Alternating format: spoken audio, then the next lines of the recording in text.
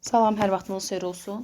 Bugün sizlərə istər MİQ, istərsə də sertifikasiyanın qəbulunda əvəz edilməz mövzu olan idraç taksonomiyasından bir sualı təqdim edəcəm. Çalışın ki, kanalımıza abunə olun, paylaşın, rəy yazın ki, keçən il olduğu kimi bu ildə imtahana yaxın kurikulumdan sırf suallar bu kanalda paylaşım. Sizlər üçün də faydalı olsun və bu sualın cavabını da videonu dayandırırsınız. Özünüz oxuduqdan sonra rəy bölməsindən yazırsınız. Sonra mənim izahımı qulaq asırsınız. Çalışacağım ki, imtahana kimi hər gün bir sual şüarı altında sizlərə geniş amma izah ilə birlikdə, açar məqamların birlikdə bir sualın hər gün izahını sizə təqdim edim. İnanıram ki, bu sizin üçün də faydalı olacaqdır. Biliklərinizin, belə deyim, aktuallaşmasına, möhkəmlənməsinə səbəb olacaqdır. Bilmədiklərinizdə də öyrənmənizə şərait yaradacaqdır. Keçək, mən izahım verirəm. Siz də təbii ki, özünüz videonu dayandırın, oxuyun, cavabını qeyd edin, daha sonra isə mənim izahıma keçid edin. Həsən COP29 konferansının iştirakçılarından biridir. O layihə haqqında müxtəlif sosial platformalarda fikirlər səsləndirən 10-cu sinif şagirdidir. Həsən biologiya dərsində müzakirə zamanı yoldaşlarının fikirlərini müdafiə edərək fikirlər söyləyir. Məncə də təbiətdə baş verən canlanma prosesi, təkamül prosesi, fəsillərin dəyişmə prosesi və s. bu proseslərin hər birinin müxtəlif səbəbləri vardır. Həmçinin hadisələrin kökündə ana təbiətin qanuna uyğunluğu nədir? Durur. Həsən bu fikri səsləndirir. Görək Həsən idraç taksonomiyasının hansı mərhələsindədir ki və hansı mərhələsi onda formalaşıb ki, bu sualın cavabını verəcəkdir. Gəlin bir sual təhlil edək. Baxın. Anlamaqla dəyərləndirmək arasında qala bilərsiniz.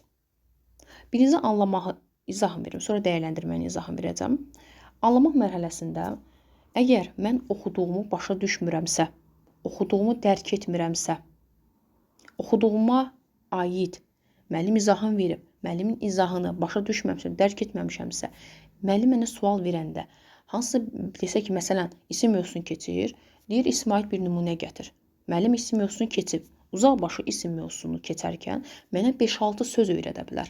Amma ismə aid sözlər, nümunələr çoxlardır.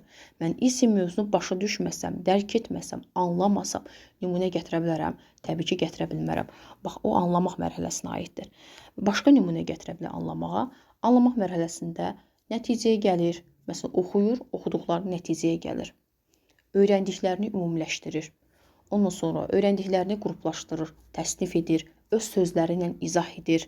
Bunlar hamısı anlamaq mərhələsinədir, aid olacaqdır. Yəqin ki, aydın oldu. Bir də anlamaq mərhələsində bir məqam var, araşdırma sözü. Deyir ki, şagird. Misal çəkir amma, idraç sifətlə bağlı deyim. Sifətlə bağlı araşdırma aparır. Deməli, sifətlə bağlı şagird araşdırma aparırsa, o mövzunu anlamayıb, dərk etməyib, başa düşməyib ki, araşdırma aparır. Öz qeyd dəftərinizdə yazın zəhmət olmasa. Araşdırma aparmaq, anlamaq mərhələsinə aid olacaq bir məqamlardır. Daha sonra isə anlamağa nə oldu? Anlamağa aid oldu. Öz sözləri ilə izah edir. Deyirəm, birinci fəsli biz bitirmişik. Həsən mənim müdavinimdir. Deyirəm, Həsən birinci fəsli bitirmişik. Birinci fəsli ümumiləşdir, öz sözlərindən danış ilə. Birinci fəsildə gör nə qədər mövzuları var, nə qədər sözləri var. Həsən onu olduğu kimi demir ki, öz sözləri ilə ümumiləşdirib danışırsa, deyirsə anlamaqdır. İdraç taksonomiyasına aid deyirəm, nümunə gətir. Nümunələr gətirmək, o da anlamaqdır. Əgər o mövzunu başa düşməyibsə, mənə nümunə gətirə bilər, təbii ki, xeyr, gətirə bilməz. Bax, bu da anlamaq mərhələsinə aid olacaqdır. Verilənləri deyirəm ki, isimə, sifətə aid ümumiyyətlə çoxlu sözlər vermişəm. Deyirəm, bu sözlər içərisində isimə, sifətə aid olanları ümumiləşdirir ilə. Sözlər çoxdur. Əgər isim, sifət mövzusunu mən başa düşməmişəm, dərk etməmişəmsə, onların müəyyənləşdirə bilmərəm. Yəqin ki, anlamaq mərhələsini başa düşdünüz. Bəs dəyərləndirmə mərhələsi nədir? Dəyərləndirmə mərhələsində öz yanaşman var burada. Necə öz yanaşman var deyəcəm. Münasibət bildirmək var. Arqument gətirmək var. Necə də təfəkkür mövzusunda.